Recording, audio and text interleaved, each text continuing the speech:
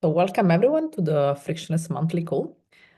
So today we're going to mainly discuss two things. One is this project that we're trying to put together with Peter and Imbo, so the maintainers of the R package, Multi, so where Joan also is, who are the maintainers of the Python library.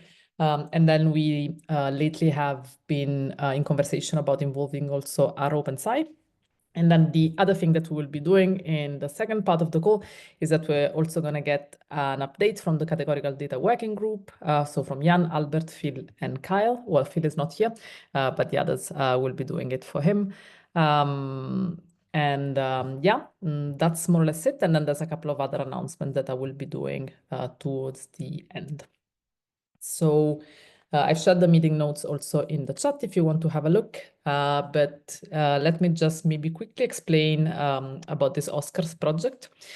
So the idea mainly for it would be to continue the work that we've been doing together on data package. Towards the end of last year, we kind of like identified a few areas that would need a bit of work.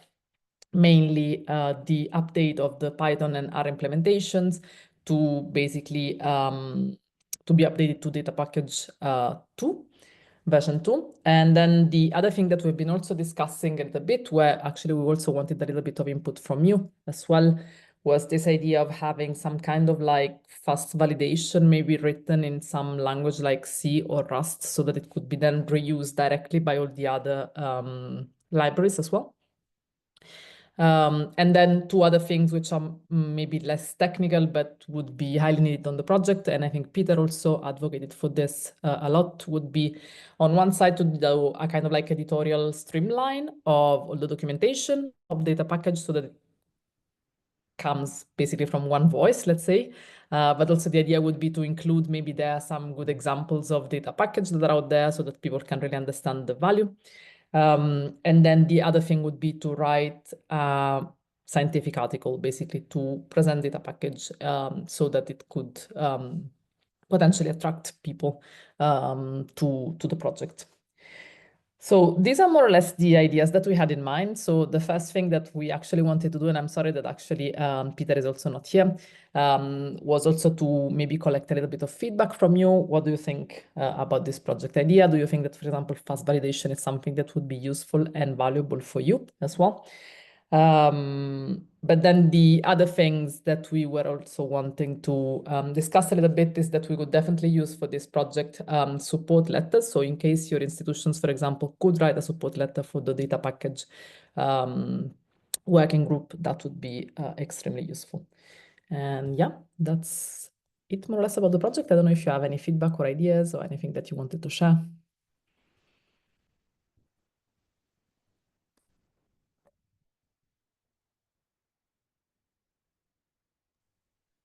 Fast validation sounds awesome.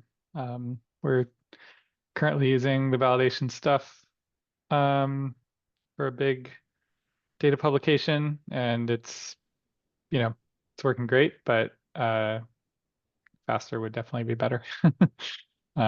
Considered using QSV because of its speed, but the frictionless tool set is just a lot more. This works better with our workflow. Great, thanks. I'm definitely interested in a Rust implementation, and I'm potentially willing to help out with that as well. That's great. I could do the same. I have a love-hate relationship with Rust, but mostly love. Okay, that's great.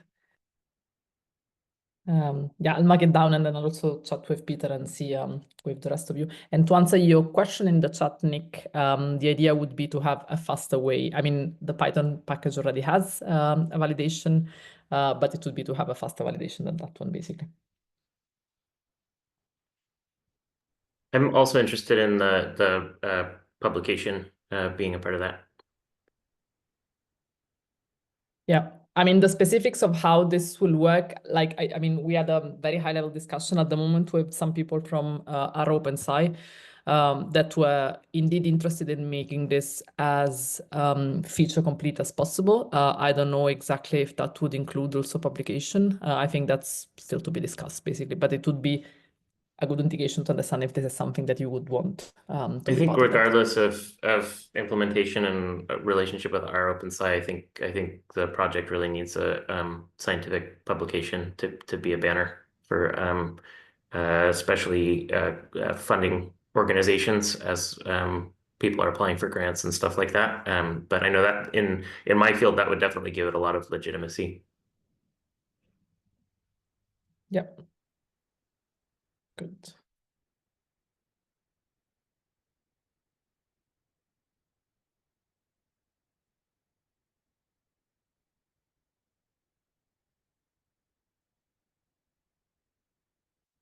I don't know if anyone has any other questions. I mean, in time due, of course, we'll be sharing. This is kind of like preliminary still. We're kind of like scoping out the work that we would like to propose, but we can definitely share with you once that's kind of like more outlined. And especially if any one of you would also like be, we could use some help like in reviewing the application as well and kind of like having external eyes on it, as you know the project, but maybe if you don't like work on the application all the time, you might also see some things that we might not see.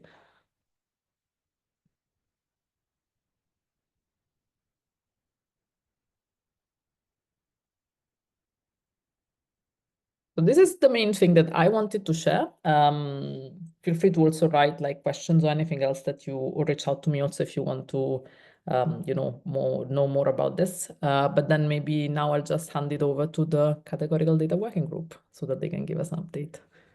Great. Thank you very much. So this is something that we've been working on for a while and are excited to share. So everyone, you see, my screen's still blank here.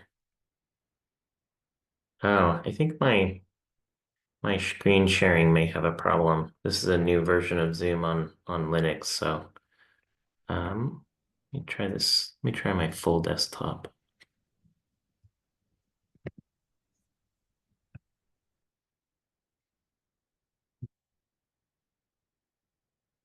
Anything? No. It seemed Would to you be coming mind? in. What was that? It seemed to be coming in patches. If you're using PyCom, killing that might sometimes help. If you're on Wayland, No, then I don't this know. is yeah, I think this is new version on Linux problem. So I could either Sarah, would you mind? I put the link to the presentation in the meeting minutes. Would you mind pulling that up? Yes, of course. Let me just quickly go to it. Okay, I can share it on my screen. You'll just need to tell me when I need to change slide. Perfect. Yeah. Okay, let me share.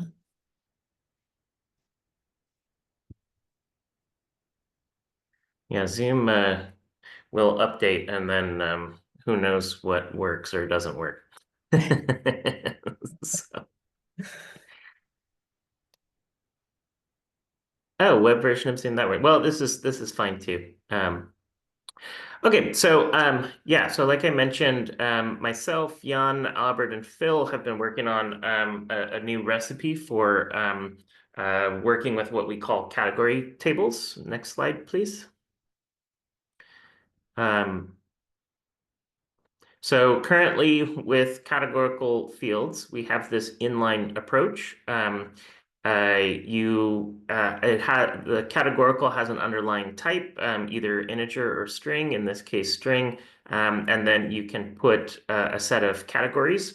The values of the field are the possible values that the categorical can take, like the actual data that's being stored there, and then labels can be applied on top of those values. So this is different from constraints because constraints will narrow the possible values of a field. This does a similar thing, but the reason why we're keeping it separate is because the categories are relevant to the definition of the type of the field, and can be used in is supported by a lot of different statistical software like SAS. R has factors, Pandas has categorical variables, gosh, even DuckDB has categorical fields. So these are all. So this was a really key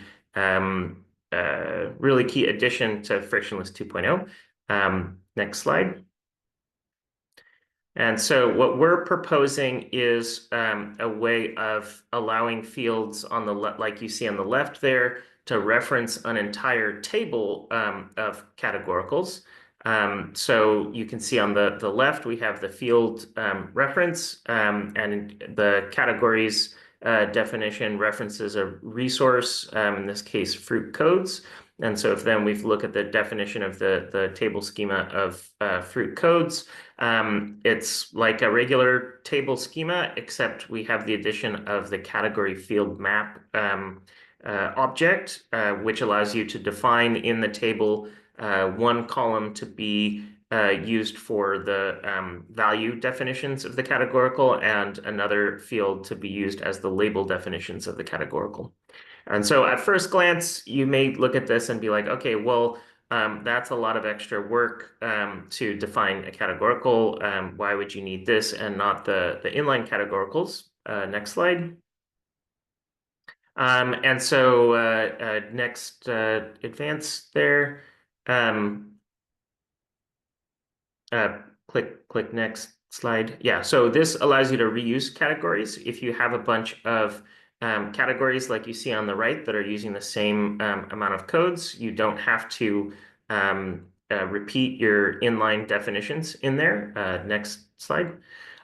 So just for an example, in one of my educational research data sets, I have 82 variables that are rated on the same CISIS scale, 62 variables that are rated on the MOST scale, and it just goes on and on. I have hundreds of variables that will share the same categorical definition, and it gets pretty ridiculous. Next.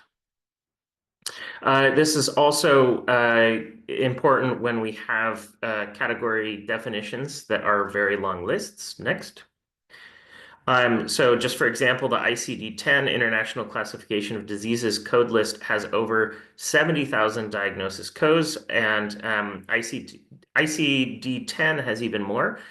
So whether you have lots of categories or lots of variables that use those categories, or if heaven forbid you have both, now you're multiplying the amount of space that you're taking up in your data package.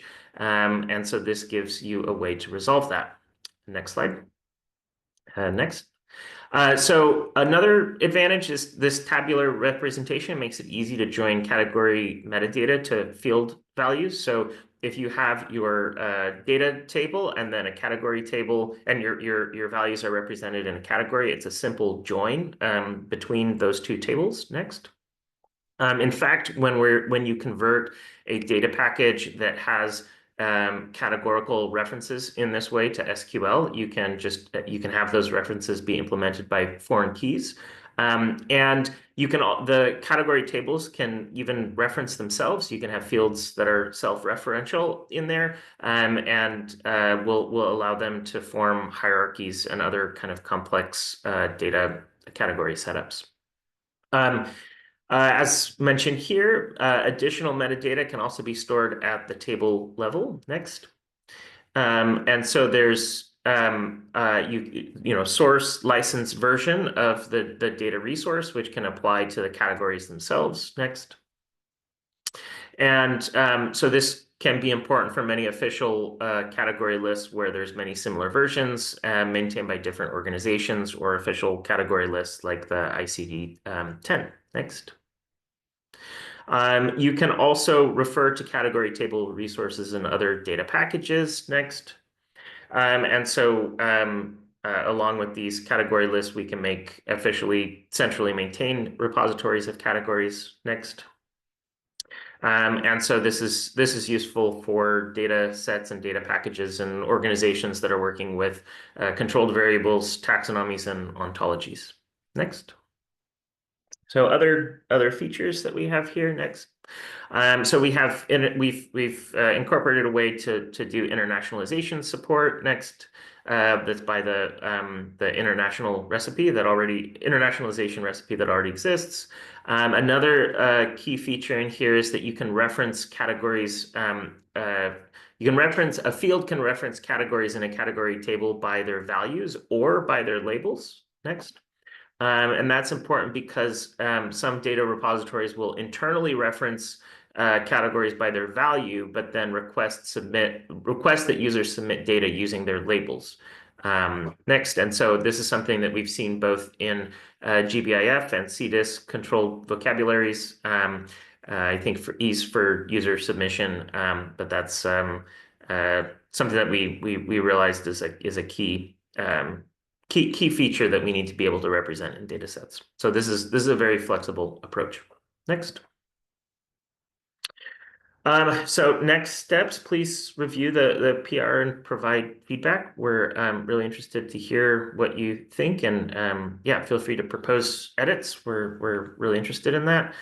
Next, and if you have any data sets that do not fit this model or any situations, we'd love to hear. That's been a big part of our working group, is thinking that we have a solution and then we find a case or a setup that doesn't really fit in with our current model. We've gone through a lot of iterations, and so we think we've converged on something that is pretty robust and accommodates a wide range of scenarios. But if you have if you have suggestions, or if you encounter a data set that is completely wonky and doesn't fit into this model, we really want to hear about it. So that's all, and I'll open it for questions and comments. I think you can, there's a link to the PR in the presentation, but also in the meeting minutes.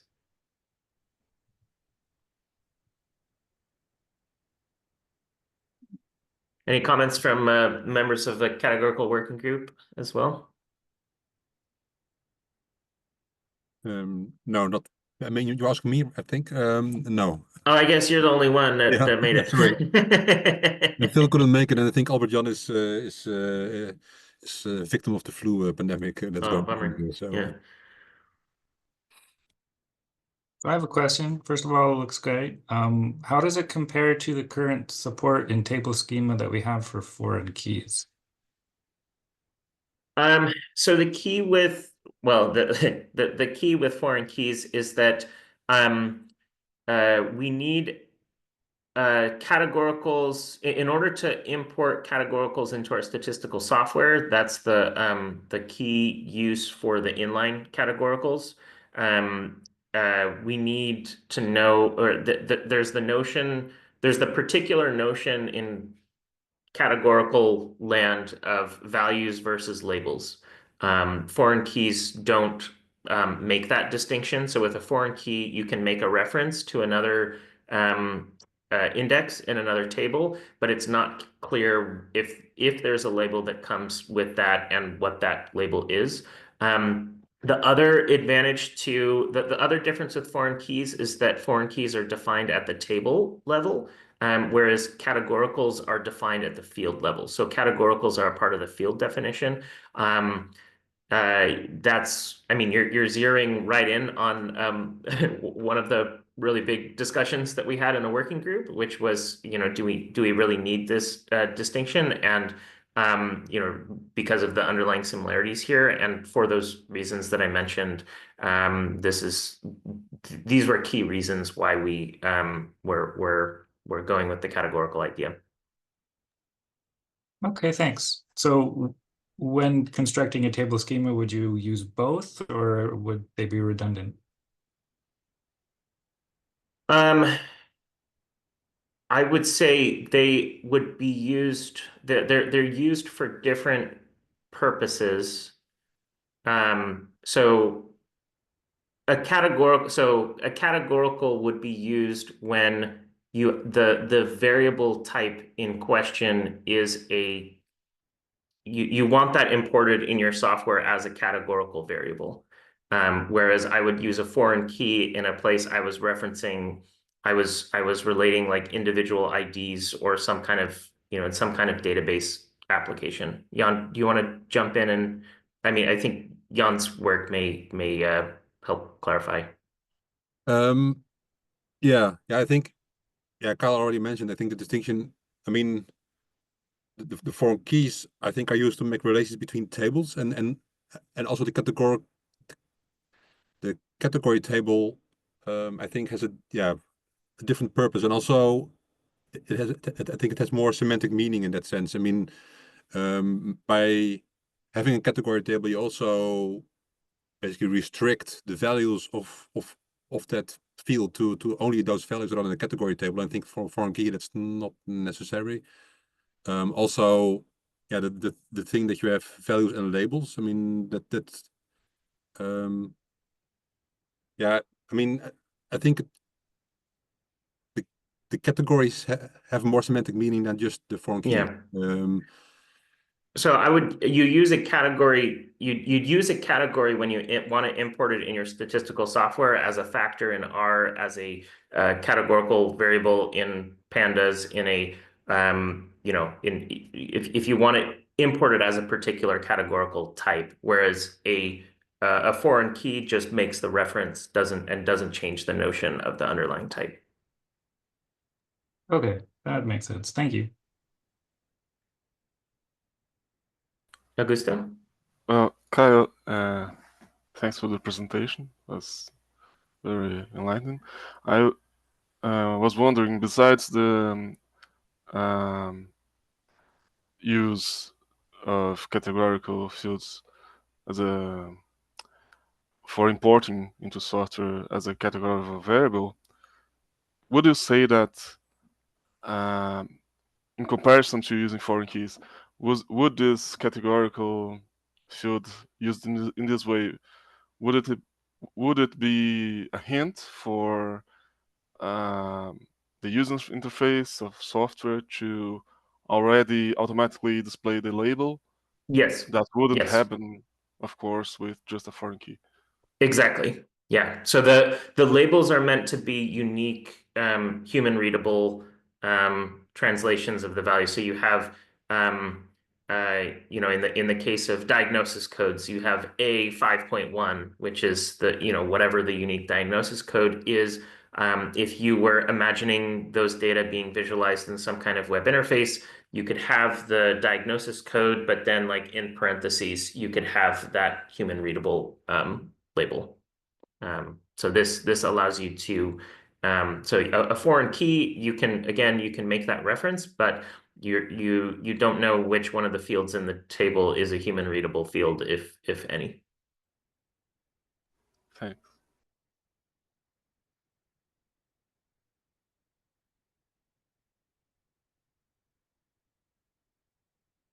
Oh yeah, great question so far.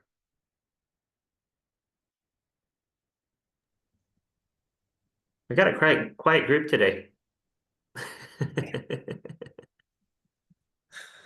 I'm just lurking. My name's Paul. I work at Civic Actions. We're starting to do some stuff with the Frictionless. So just checking in, but I don't really have any deep questions. Cool, welcome.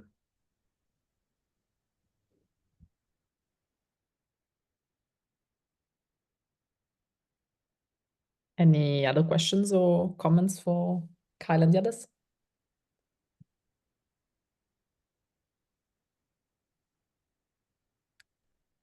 This looks great. I have nothing to contribute at this point though, but if I end up having a use case, then I can let you know.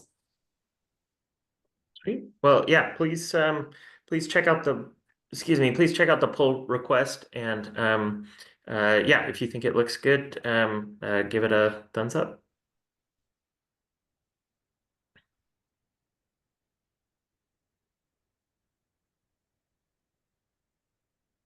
Great.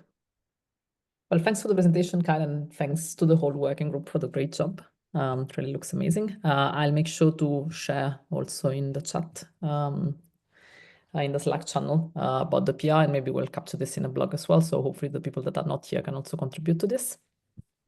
Yeah, definitely. Any visibility we can get on that, we're really interested in the discussion from here.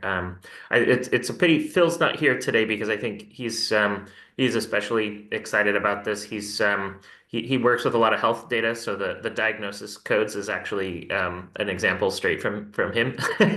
So yeah, and he's working on a few grants where this will be a real big help. So yeah. Nice. Okay. From my side, I just wanted to basically like check with you a few things. One of the things, those are more like community updates. One of the thing was we're thinking of doing maybe for the next community call at the end of the month, maybe on the February 28th. That's one of the tentative dates we were thinking about. A kind of like frictionless summit of some kind. I mean, summit sounds very grand, but it's more like let's get all together and think about basically like current challenges that people have inside the Frictionless project. How can we move like the project, forward? What would you like to see happening, for example? And basically just collecting also like what is valuable in the project for you, what we should kind of like prioritize versus other things. Also in terms of like general governance, how do you feel about that? Do you feel that things need to be clarified or moved as well? So I don't know how you feel about that, but basically the idea would be to organize something towards the end of the month. And I deliberately said the 28th of February, which is a Friday, which is not the usual date we meet, because I know that Pierre from Multi cannot make it on Thursday, and some other people also told me that Thursday was a bit problematic for them. So I wanted to check also with all of you whether it could make sense to move our calls to Friday, or if that would be a big friction for you, because in that case, maybe we want to think about another day.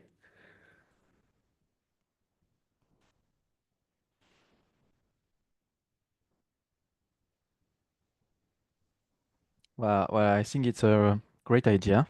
And yeah, my colleague is not available on Thursday, so Friday would be good for me and for him. And yeah, we could talk about a lot of things. My colleague, as you mentioned earlier, is one of the new core maintainers of the Frictionless Python library, so we could answer also some question about what we want to push forward on this library for 2025, maybe through the call for project that you mentioned also earlier, and through other things. Like I saw some messages about the performance and the speed to validate feature that we want to work on. I know that it's something that a lot of people are asking, so we could talk about that. There have been some investigations about that with my colleague. So yeah, just wanted to mention that it would be great to have this talk a bit more collective than the more regular meetings. And that would be online, of course, on Zoom. Yeah, cool. I mean, we might switch to Big Blue Button, which we're currently testing at the foundation. So, I mean, we might change software, but it would be online. Nice. Be interesting to revisit and discuss linked data at some point. That's something that still seems like we could benefit from, at least considering seriously.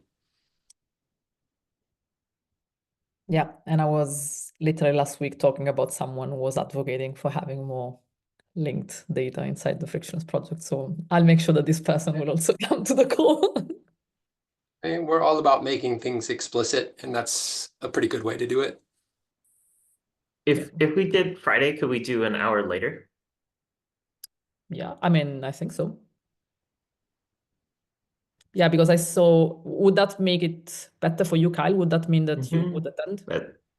That would make it easier for me. But again, like I don't, I'll vote for whatever helps the majority come. No, absolutely. But I think, I mean, we don't want to move it if then we have to exclude someone else. So, I mean, that pushing 1 hour later, it's definitely feasible, I think. So, yeah.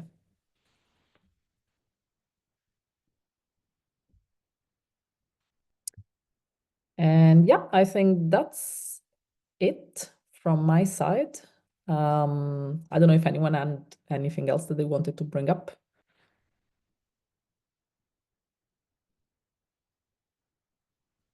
Two unrelated things. First is my fellowship ended last month, so I'm looking for work or opportunities in this realm, anywhere like open data, open science, bioinformatics.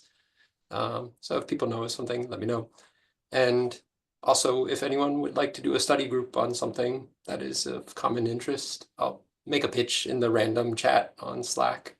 But category theory, type theory, anything kind of data code related could be fun. Even Rust. So yeah.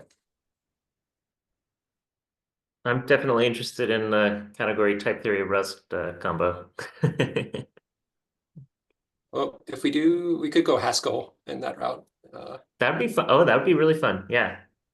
Yeah, I've done it a long time ago, but I know it comes up a lot in the context of category theory, and they kind of can go hand in hand, I think. Mm-hmm. Nice.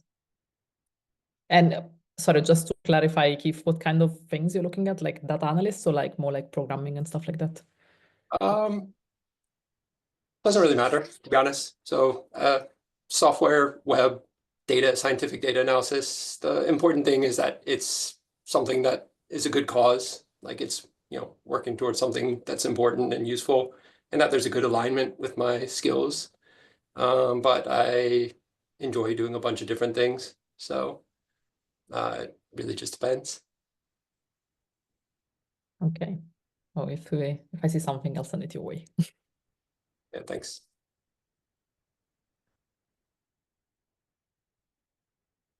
Anything else, anyone?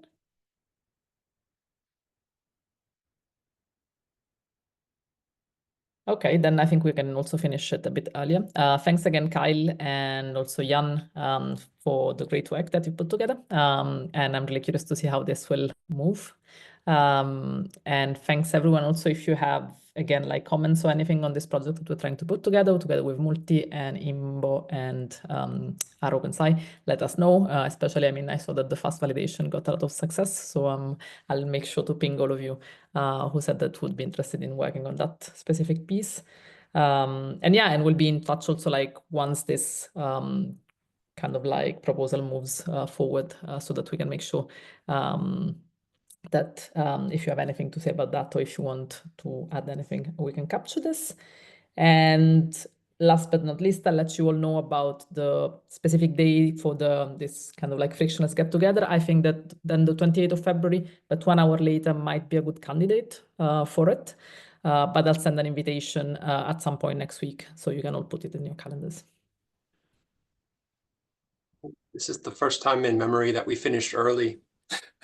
I know. It's happened before, but it's not too common. No, exactly. We're getting lazy after our 2.0 push. Exactly. We don't have anything else to say, Yeah. Okay, then thank you all.